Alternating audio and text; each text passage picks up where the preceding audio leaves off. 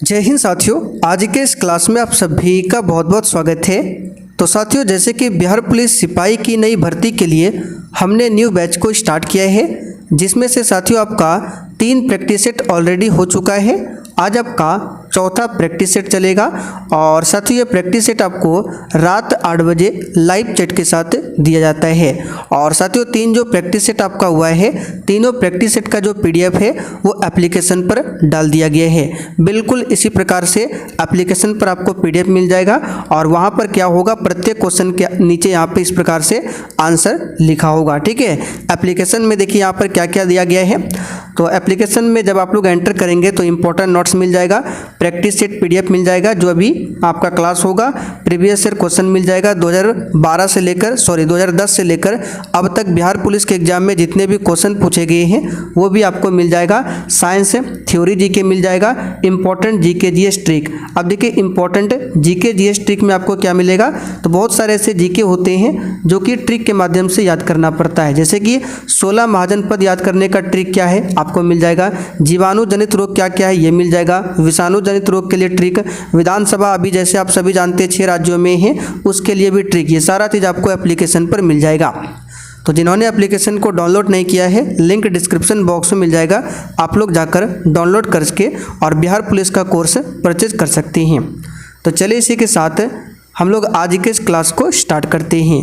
तो फटाफट से आप लोग लाइव क्लास को ज्वाइन कीजिए। सभी फ्रेंड्स को गुड इवनिंग, गुड इवनिंग। तो साथियों पहला क्वेश्चन आपके सामने है, राष्ट्रीय सामाजिक सहायता कार्यक्रम कब प्रारंभ किया गया था? 1987, 1983, 1990 या फिर डी 1995 में? चलिए प्रत्येक स्टूडेंट को नीचे लाइव चैट में अपना अपना आंसर करना है और साथियों प्रश्नों के साथ हम आपको जितने भी एक्स्ट्रा फैक्ट को बताएंगे आपको ध्यानपूर्वक सुनना है। तो यहाँ पर देखिए राष्ट्रीय सामाजिक सहायता कार्यक्रम जो है ये प्रारंभ किया गया था 1995 में। कब किया गया था? 1995 में। तो यहाँ पर डी वाला ऑप्शन आपका सही जवाब है। साथियों आपको याद होगा 1995 में ही WTO की भी स्थापना होती है, वर्ल्ड ट्रेड ऑर्गेनाइजेशन। इसका हेडक्वार्टर कहाँ पर है? स्विट्जरलैंड के शहर जेनेवा में। तो इस बात को भी ध्यान रखिएगा। देखिए अगला क्वेश्चन हमारा है, कौन इनमें से रेगिस्तान की लोमड़ी डेजर्ट फॉक्स के रूप में जाना जाता है? चलिए क्वेश्चन नंबर 2 के लिए बताइए, इनमें से किसे रेगिस्तान की लोमड़ी कहा जाता है? तो यहाँ पर इसका आंसर याद रखिएगा, इरविन रोमेल को। ठीक है, इरविन रोमेल को क्या बोला जाता है? रेगिस्तान की लोमड़ी कहा जाता है। अच्छा साथियों आप लोग कमेंट करके बताइए, भारत का प्रथम वायसराय कौन था? आगे देखिए रेलवे की शुरुआत भारत में कब होती है? बिल्कुल एग्जाम में आने वाला क्वेश्चन है। जिस प्रकार से इस बार एग्जाम हुआ था बिल्कुल उसी पैटर्न पर हम आपको प्रश्न कराने वाले हैं। 9th और 10th एनसीईआरटी क्वेश्चन भी होगा।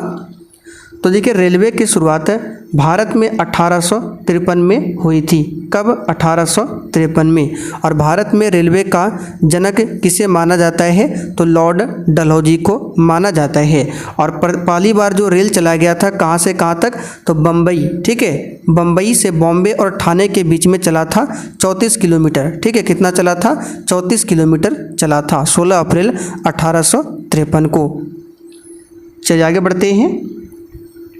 निम्नलिखित में से कौन अफ्रीका के गांधी के नाम से प्रसिद्ध है? ये क्वेश्चन इस बार भी बिहार पुलिस के एग्जाम में पूछा गया था। तो देखिए इस क्वेश्चन का जो आपका आंसर हो जाएगा नेल्सन मंडेला।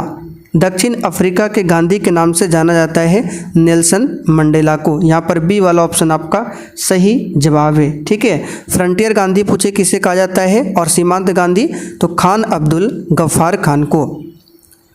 निम्नलिखित में से कौन सा स्थान सिख धर्म से संबंधित जो भारत में स्थित नहीं है? ननकाना साहिब, नांदेड़ और ऑप्शन देख लेते हैं। ऑप्शन सी में पावटा साहिब या फिर डी केसरगढ़ साहिब। तो देखिए ये दोनों तो आंसर होगा नहीं। क्या बोला गया है कि भारत के बाहर यानी कि भारत में स्थित नहीं है। तो ननकाना साहिब यहाँ पर किनका जन्म होता है? तो सिख धर्म के जो प्रथम गुरु थे गुरु नानक जी। ठीक है, तो गुरु नानक का जन्म हुआ था 1469 में। कब हुआ था? 1469 में। कब हुआ था? 1469 में, ननकाना साहिब में। और ये कहाँ पड़ता है? तो वर्तमान में पाकिस्तान में पड़ता है। तो ए वाला ऑप्शन आपका सही आंसर है। चलिए क्वेश्चन नंबर 6 देखते हैं। देखिए छठा क्वेश्चन है, अंतर्राष्ट्रीय योग दिवस कब मनाया जाता है? बताइए क्वेश्चन नंबर 6 के लिए आंसर। अंतर्राष्ट्रीय योग दिवस कब मनाया जाता है? आंसर है 21 जून को। साथियों 21 जून को अंतर्राष्ट्रीय योग दिवस मनाया जाता है। ठीक है, अगर आपसे पूछे बताइए 21 मार्च को क्या मनाते हैं? तो विश्व वन दिवस मनाते हैं 21 मार्च को। 3 मार्च को पूछे क्या मनाते हैं? तो विश्व वन्य जीव दिवस मनाते हैं 3 मार्च को। ठीक है, 25 जनवरी को क्या मनाते हैं? तो आप सभी जानते हैं मतदाता दिवस मनाते हैं 25 जनवरी को। आप लोग कमेंट करके बताइए विश्व सांख्यिकी दिवस कब मनाया जाता है? भारत में स्पेस एप्लीकेशन सेंटर कहाँ पर स्थित है? देखिए फिर से आपसे रिक्वेस्ट करते हैं, जो भी क्वेश्चन हम आपको बताएंगे एक्स्ट्रा फैक्ट में, आपको केवल ध्यानपूर्वक सुनना है। इससे आपका प्रॉपर तरीके से रिवीजन होगा और बार बार अगर रिपीट होगा तो आपको याद भी जल्दी होगा। तो भारत में स्पेस एप्लीकेशन सेंटर जो है ये आपका कहाँ पर पड़ेगा? तो अहमदाबाद में। कहाँ पर होगा? अहमदाबाद में। अब देखिए अहमदाबाद गुजरात में है और यहाँ से क्या क्या क्वेश्चन बन सकता है? तो अहमदाबाद को भारत का मैनचेस्टर बोला जाता है। लेकिन अगर आपसे पूछे कि बताइए दक्षिण भारत का मैनचेस्टर किसे कहा जाता है? तो कोयम्बटूर को। ठीक है, कोयम्बटूर को दक्षिण भारत का, और उत्तर भारत का मैनचेस्टर किसे बोला जाता है? तो कानपुर को। राष्ट्रीय सूचना एवं प्रौद्योगिकी संस्थान कहाँ पर स्थित है?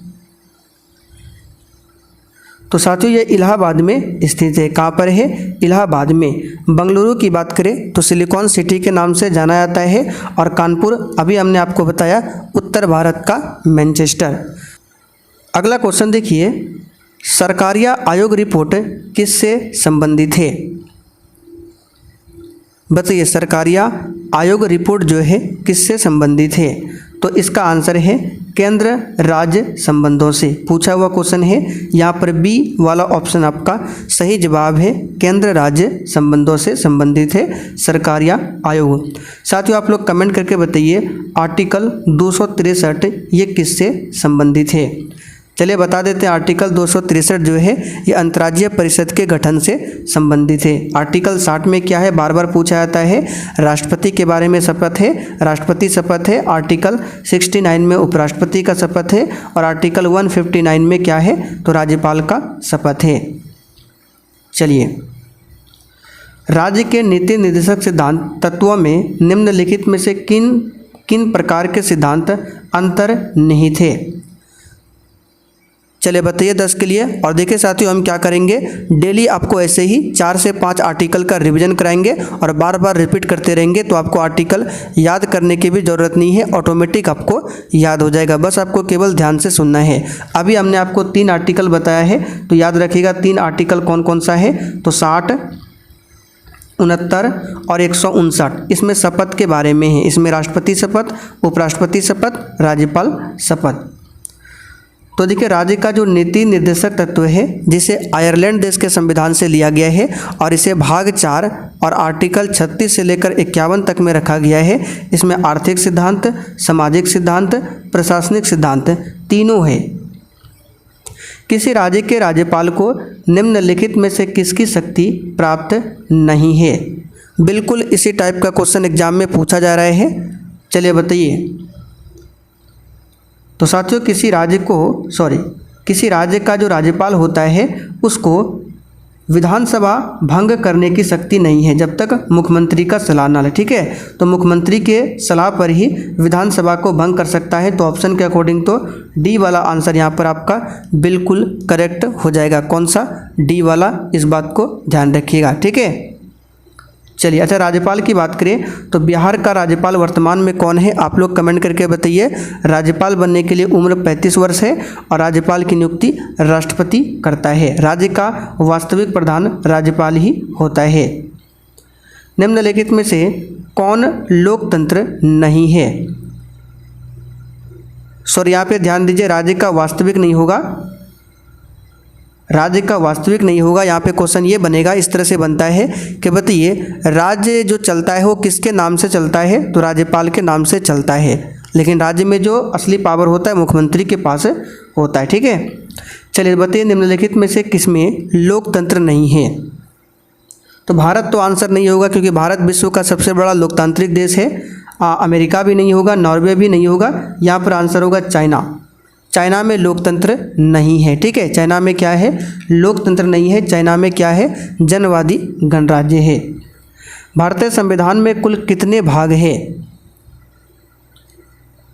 तो आप सभी जानते हैं, ऑप्शन के अकॉर्डिंग चले तो 22 भाग है, और कभी कभी ऑप्शन में 25 भी देता है, तो आपको ऑप्शन को देखकर ही आंसर करना है। 22 भाग है, 12 अनुसूचियाँ हैं। ठीक है, आर्टिकल 395 है मूल रूप से, और ऐसे देखा जाए तो 450 प्लस भी है। ठीक है, चलिए आगे देखते हैं। नियंत्रक एवं महालेखा परीक्षक प्राथमिक रूप से संसद की निम्नलिखित में से किस समिति से जुड़ा हुआ है? एक एक क्वेश्चन का पूरा डिटेल में डिस्कशन करेंगे, बस आपको ध्यान से सुनना है। नियंत्रक एवं महालेखा परीक्षक, जिसको शॉर्ट में CAG बोला जाता है, कैग, और वर्तमान में नियंत्रक एवं महालेखा परीक्षक कौन है? आप लोग कमेंट करके बताइए तो वर्तमान में CAG कौन है? तो यहाँ पर इस क्वेश्चन का जो आंसर हो जाएगा आपका क्या हो जाएगा बताइए? तो ये हो जाएगा आपका ऑप्शन लोक लेखा समिति। क्या हो जाएगा? लोक लेखा समिति। ठीक है, लोक लेखा समिति से जुड़ा होता है। यहाँ पर आंसर हो जाएगा आपका C वाला। चलिए, और कैग के बारे में किस आर्टिकल में बताया गया है? तो आर्टिकल 148 में कैग के बारे में बताया गया है, और आर्टिकल 149 में इसके कार्य के बारे में बताया गया है। ठीक है, लोक लेखा समिति में कितने मेंबर होते हैं? तो साथियों 22 मेंबर होते हैं लोक लेखा समिति में, जिसमें से 15 मेंबर इसमें लोकसभा से होते हैं और 7 मेंबर राज्यसभा से होते हैं लोक लेखा समिति में। और प्राक्कलन समिति में टोटल 30 मेंबर होते हैं, और 30 के 30 मेंबर केवल लोकसभा से ही होते हैं। तो उम्मीद करते हैं ये आपको समझ में आ गया होगा। निम्नलिखित में से किसने उच्चतम न्यायालय के मुख्य न्यायाधीश तथा कार्यवाहक राष्ट्रपति दोनों ही पदों को सुशोभित किया है?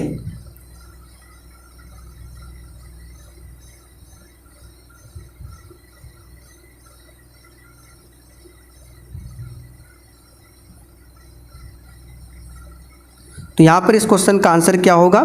तो देखिए, भारत के प्रथम मुस्लिम राष्ट्रपति थे M हिदायतुल्लाह, जिन्होंने कार्यवाहक राष्ट्रपति और मुख्य न्यायाधीश दोनों के रूप में कार्य किया। तो यहाँ पर C वाला ऑप्शन आपका सही जवाब है। ठीक है, सुप्रीम कोर्ट में अगर पूछे प्रथम मुख्य न्यायाधीश मुस्लिम मुख्य न्यायाधीश कौन था, तो यही था M हिदायतुल्लाह। और अभी हमने थोड़ी देर पहले पूछा था आपसे कि बताइए वर्तमान में कैग कौन है, तो गिरीश चंद्र मुर्मू है। निम्न में से किस स्थिति में किसी भारतीय व्यक्ति की नागरिकता समाप्त हो सकती है? सोचने समझने वाला क्वेश्चन है, बताइए। तो देखिए, अगर आप नागरिकता को पढ़ेंगे तो नागरिकता को ब्रिटेन देश के संविधान से लिया गया है, और नागरिकता को भाग 2 में रखा गया है, और आर्टिकल 12 से लेकर कहाँ तक में, आर्टिकल 5 से लेकर 11 तक में नागरिकता है। तो त्यागने पर, पर्यावसन पर, वंचित किए जाने पर, तीनों स्थिति में नागरिकता समाप्त हो सकती है। भारत में किसी विधेयक को धन विधेयक कौन प्रमाणित करता है? धन विधेयक के बारे में आर्टिकल 110 में बताया गया है, इस बात को ध्यान रखिएगा। किस आर्टिकल में बताया गया है धन विधेयक के बारे में? तो आर्टिकल 110 में। तो धन विधेयक को कौन प्रमाणित करता है? आइए और ऑप्शन देख लेते हैं। चलिए, यहाँ पे मिल गया, इसका आंसर होगा लोकसभा का अध्यक्ष। कौन करेगा? तो लोकसभा का अध्यक्ष धन विधेयक को क्या करता है, वो परिभाषित करता है। यहाँ पे क्वेश्चन क्या पूछा गया है, कौन प्रमाणित करता है? तो लोकसभा का अध्यक्ष करता है। और वर्तमान में लोकसभा का अध्यक्ष कौन है? तो याद रखिएगा ओम बिड़ला, जो कि 18वीं बार लोकसभा के अध्यक्ष बने हैं। निम्नलिखित में से कौन सा जोड़ा सुमेलित नहीं है? चलिए बताइए।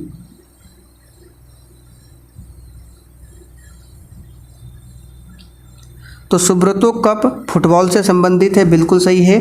देवधर ट्रॉफी क्रिकेट से संबंधित है, ये भी सही है। बचा आपका बी और सी ऑप्शन।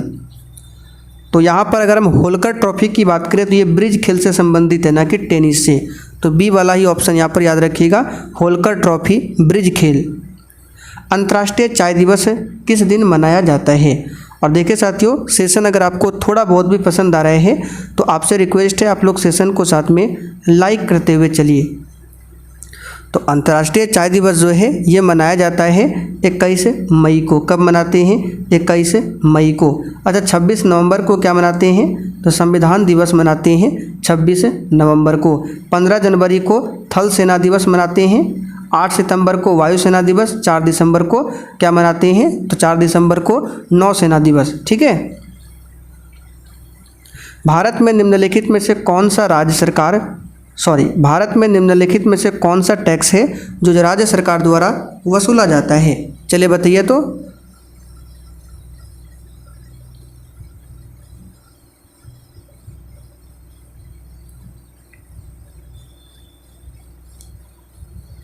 तो देखिए, टैक्स की बात करें, ये होता है 2 प्रकार का, एक अप्रत्यक्ष होता है, एक प्रत्यक्ष होता है। ठीक है। तो बोल रहा है कौन सा कर राज्य सरकार द्वारा वसूला जाता है? तो अगर यहाँ पे देखें, निगम कर तो होगा नहीं, सीमा शुल्क भी नहीं होगा, पूंजीगत अभिलाभ कर भी नहीं होगा। शराब पर अबकारी शुल्क ये राज्य सरकार द्वारा वसूला जाता है। राज्य सरकार के द्वारा मनोरंजन कर को भी वसूला जाता है। ठीक है। मनोरंजन कर पर केवल राज्य सरकार का अधिकार होता है। मनोरंजन कर यानी कि जो मेला लगता है, ठीक है, वो आपका सिनेमा घर, ये सभी में राज्य सरकार टैक्स लगाता है। भारतीय रिजर्व बैंक का राष्ट्रीयकरण किस वर्ष किया गया था? चलिए, अच्छा क्वेश्चन है, बताइए। चलिए और भी ऑप्शन देख लेते हैं। चलिए, इसका आंसर डी हो जाएगा, 1969 में। ठीक है। कब हुआ था? 1969 में क्या हुआ था? तो आरबीआई का राष्ट्रीयकरण हुआ था और स्थापना हुआ था 1 अप्रैल 1935 को। चलिए आगे बढ़ते हैं। मानव विकास सूचकांक को कौन तैयार करता है? चलिए, HDI ह्यूमन डेवलपमेंट इंडेक्स, तो इसको कौन तैयार करता है? तो संयुक्त राष्ट्र विकास कार्यक्रम। अच्छा, अंतर्राष्ट्रीय मुद्रा कोष IMF, इसका हेडक्वार्टर पूछा जाता है जो कि वाशिंगटन DC में है। ठीक है। और इसकी स्थापना किससे हुई थी? तो ब्रेटन वुड्स सम्मेलन 1944 के माध्यम से। निम्नलिखित में से कौन सा कर केवल राज्य सरकार द्वारा लगाया जाता है? बताइए।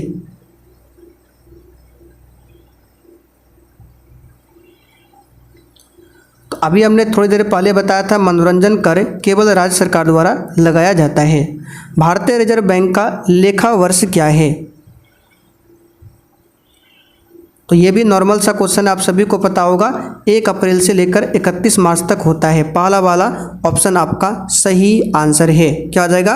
1 अप्रैल से 31 मार्च तक। चलिए आगे बढ़ते हैं। बैंक दर क्या है? चलिए बताइए, सभी ऑप्शन को देखिए, बैंक दर क्या है?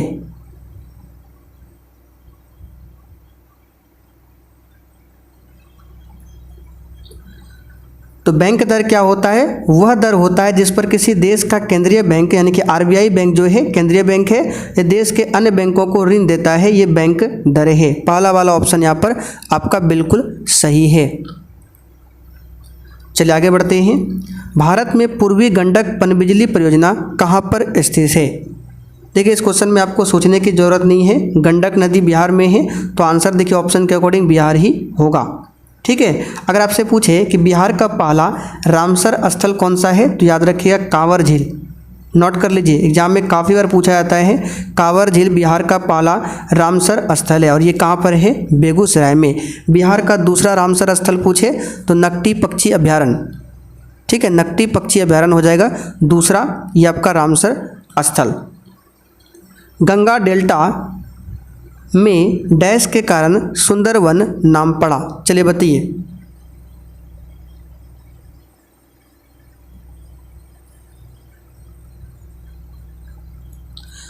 तो ये पड़ा है, एक प्रकार का वृक्ष है जिसे सुंदरी वृक्ष कहते हैं, उसी के नाम पर सुंदरवन नाम पड़ा है। तो बी वाला ऑप्शन आपका सही आंसर है। चंद्रग्रहण केवल होता है? बताइए। अच्छा देखिए, चंद्रग्रहण की बात करें, ये होता कब है? तो देखिए चंद्रग्रहण में क्या होगा, मान लीजिए यहाँ पे है सूर्य और यहाँ पे है क्या, चंद्रमा। तो सूर्य और चंद्रमा के बीच में यहाँ पर हमारा पृथ्वी आ जाता है, जिसके कारण सूर्य का जो किरण है, आप सभी जानते हैं कि चंद्रमा के पास अपना कोई भी लाइट नहीं है, ये चमकता है सूर्य की किरण से। तो जब सूर्य और चंद्रमा के बीच पृथ्वी आ जाएगा तो इसका किरण कौन रोक लेगा, पृथ्वी रोक लेगा। तो इसका किरण कहाँ पर नहीं जाएगा, तो यहाँ पर चंद्रमा पर नहीं पड़ेगा। ठीक है, तो चंद्रग्रहण केवल किस में होगा, तो याद रखिएगा ये पूर्णिमा को होता है। हमेशा जो है चंद्रग्रहण आपको याद करके चलना है, पूर्णिमा दिवस को होता है। और चंद्रग्रहण में क्या होता है, सूर्य और चंद्रमा के बीच में कौन आ जाता है, पृथ्वी आ जाता है। ठीक है, भारत के किस राज्य में सबसे लंबी तटीय रेखा है। तटीय रेखा का मतलब क्या होता है, देखिए भारत का जो नीचे साइड का मैप है, जिसे प्रायद्वीपीय भारत कहते हैं, ये 3 ओर जल से घिरा है। इधर आपका बंगाल खाड़ी, नीचे हिंद महासागर, इधर अरब सागर। तो इसके साइड साइड जितने भी राज्य हैं उसको तटीय राज्य बोला जाता है। तो टोटल 9 तटीय राज्य है, नीचे साइड में टोटल 9 राज्य है जो कि समुद्र से लगता है। तो 9 राज्यों में से सबसे लंबा गुजरात का है, तो सी वाला ऑप्शन आपका सही आंसर है। ठीक है, गुजरात में एक अभ्यारण्य है गिर राष्ट्रीय अभ्यारण्य, जो कि अक्सर एग्जाम में पूछा जाता है। मंगल ग्रह सूर्य से कौन से स्थान पर आता है, तो ये हमारा सूर्य हो गया। उसके बाद देखिए लिखते हैं यहाँ पे, सूर्य से सबसे नज़दीक आपका बुध हो जाएगा, शुक्र, पृथ्वी, मंगल। तो देख सकते हैं कौन से स्थान पर आएगा आपका, 1 2 3 4, यानी कि चौथे स्थान पर आता है। सौरमंडल का सबसे छोटा ग्रह बुध, सबसे बड़ा बृहस्पति, दूसरा सबसे बड़ा क्या हो जाएगा आपका, शनि। ब्लैक रॉक रेगिस्तान कहाँ पर स्थित है, ये तो नॉर्मल सा क्वेश्चन है, ये आपका यूके में स्थित है। अंतर्राष्ट्रीय तिथि रेखा किस महासागर के बीच से होकर गुजरती है। और देखिए साथियों, सेशन के लास्ट में आपको कमेंट करके बताना है कि आपने आज प्रैक्टिस सेट में कितने क्वेश्चन सही कर पाए हैं। तो ये प्रशांत महासागर से होकर गुजरता है, ये सबसे बड़ा महासागर है, इसी में है विश्व की सबसे गहरी खाई मैरियाना गर्त। आर्कटिक महासागर और अटलांटिक महासागर। अटलांटिक महासागर की बात करें तो इसका आकार जो है अंग्रेजी के एस अक्षर के समान है। पृथ्वी के चारों ओर एक पूरा चक्कर लगाने में चंद्रमा द्वारा किया गया कार्य निम्नलिखित में से किसके बराबर होगा। देखिए प्रश्न देखकर आपको घबराना नहीं है, बहुत ही सिंपल क्वेश्चन है। आपने 9th क्लास में पढ़ा होगा, कोई भी वस्तु अगर वृत्ताकार पथ में चक्कर लगाता है, ये वृत्ताकार पथ है और मान लीजिए यहाँ पे वस्तु है और ये चक्कर लगा के फिर से यहीं पर वापस आ रहा है, तो कोई भी वस्तु अगर वृत्ताकार पथ पर चक्कर लगाता है तो उसके द्वारा जो कार्य होता है वो शून्य माना जाता है। उसके द्वारा किया गया कुल कार्य क्या होता है, शून्य माना जाता है। तो यहाँ पर देखिए पृथ्वी के चारों ओर एक पूरा चक्कर लगाने में चंद्रमा, तो चंद्रमा भी पृथ्वी के चारों ओर चक्कर लगाता है, तो उसके द्वारा किया गया कुल कार्य क्या होगा, शून्य होगा। बी वाला ऑप्शन सही है। हवा के दबाव को आप क्या कहेंगे। चलिए ऑप्शन ए तो और बी तो होगा नहीं, हवा के दबाव को वायुमंडलीय दबाव कहेंगे। और साथियों फिर से रिपीट कर देते हैं, कोर्स परचेज करने के बाद अगर आपको किसी भी प्रकार की समस्या आती है तो नंबर लिख लीजिए 96 31 88 70 58। इस पर आपको क्या करना है, जो भी प्रॉब्लम हो उसका स्क्रीनशॉट लेकर यहाँ पर सेंड करना है। ये व्हाट्सएप नंबर है। भारतीय राष्ट्रीय कांग्रेस के 1885 में संपन्न पहले सत्र का आयोजन कहाँ पर किया गया था। तो ये हम कई बार बता चुके, बम्बई में। और अध्यक्ष कौन बना था, व्योमेश चंद्र बनर्जी। पाकिस्तान के खिलाफ जो कारगिल युद्ध हुआ था किस वर्ष हुआ था। तो कारगिल युद्ध हुआ था 1999 में। और पाकिस्तान के साथ जो पहली बार युद्ध हुआ था, एक बार और हुआ था, तो भारत पाकिस्तान युद्ध 1971 में भी हुआ था। भारत चाइना के बीच 1962 में भी हुआ था और भारत पाकिस्तान में 1965 में भी हुआ था। ठीक है, और कारगिल हुआ था 1999 में। महाभारत ग्रंथ की रचना किसने किया। तो ये तो सिंपल सा क्वेश्चन है, वेद व्यास ने। ठीक है, और तुलसीदास ने रामचरितमानस को लिखा है, वाल्मीकि जी ने क्या लिखा है, तुलसीदास ने रामचरितमानस और वाल्मीकि जी ने रामायण।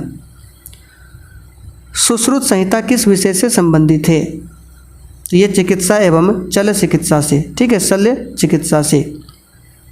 सिंधु घाटी सभ्यता एक युग की सभ्यता थी, किस युग की सभ्यता थी। तो ये एक प्रकार की कांस्य युगीन सभ्यता थी। बिहार में किस स्थान पर भारतीय राष्ट्रीय कांग्रेस का 1922 का अधिवेशन हुआ था? देखिए, बिहार में कांग्रेस का 2 अधिवेशन हुआ था, एक हुआ था 1912 में और एक हुआ था 1922 में। तो 1912 वाला जो हुआ था ये हुआ था कहाँ पर? पटना में। और पटना में प्रॉपर जगह का नाम पूछे तो बांकीपुर में हुआ था। और दूसरा जो 1922 में हुआ था ये गया में हुआ था। तो यहाँ पर आंसर आपका कौन सा हो जाएगा? सी वाला हो जाएगा, गया में। तो साथियों, आज के प्रैक्टिस सेट में 40 क्वेश्चन हमने कवर किया। भले ही 40 क्वेश्चन था, लेकिन अगर एक्स्ट्रा फैक्ट को मिला ले तो 60-70 क्वेश्चन आपका हो जाता है। ठीक है, तो इसका PDF हम डाल देंगे, जाकर आप लोग रिवीजन कीजिएगा। प्रत्येक क्वेश्चन का आंसर नीचे आपको इस तरह से मिल जाएगा। डेली प्रैक्टिस सेट कीजिए और एप्लीकेशन पर जाकर प्रैक्टिस कीजिए।